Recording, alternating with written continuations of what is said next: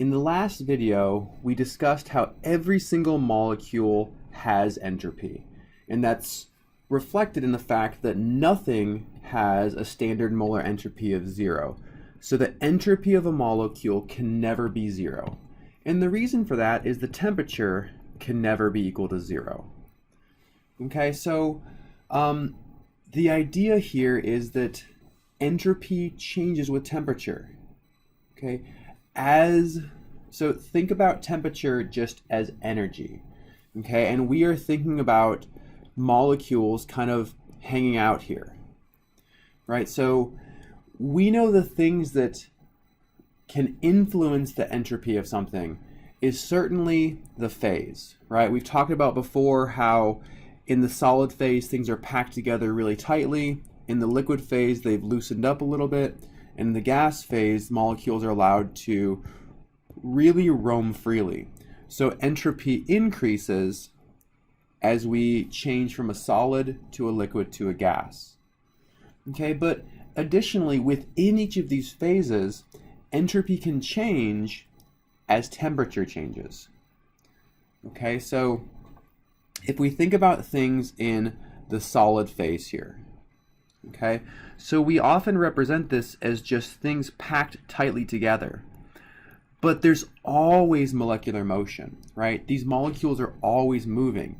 So as these molecules move, that motion represents disorder, okay? And we know that as we heat things up, as we increase the temperature, things move more. So as temperature increases, so an increase in temperature corresponds to an increase in entropy, and that's always true. As temperature increases, so does entropy. And that's because molecules simply move more, they can vibrate more, and that's because the energy is basically locked into those molecules. So as the big punchline is that as temperature increases, so does entropy. Okay? Entropy also increases as we transition from a solid to a liquid to a gas. And all of this can kind of like be bunched up by thinking about the relationship between entropy on our y-axis here and temperature on our x-axis. So we never start at a temperature of 0 or an entropy of 0. We just can't get there. Again, the third law of thermodynamics prevents that. But within the solid phase, as we increase the temperature, we are also increasing entropy.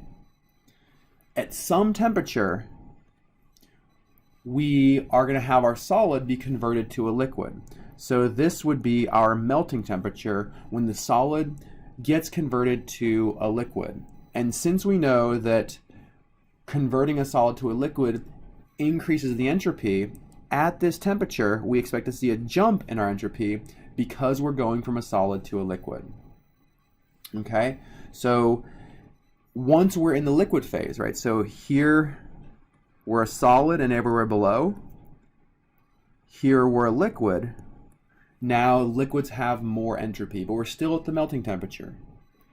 Okay, so as we continue increasing the temperature, we expect our entropy to continue increasing because entropy always increases with temperature.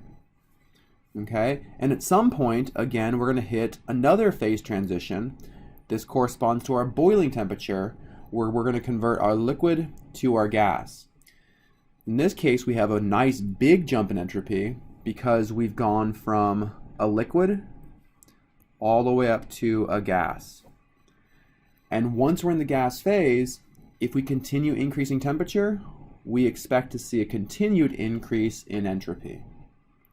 Okay, so this type of diagram helps us understand the relationship between phases, temperature, and the entropy of a compound.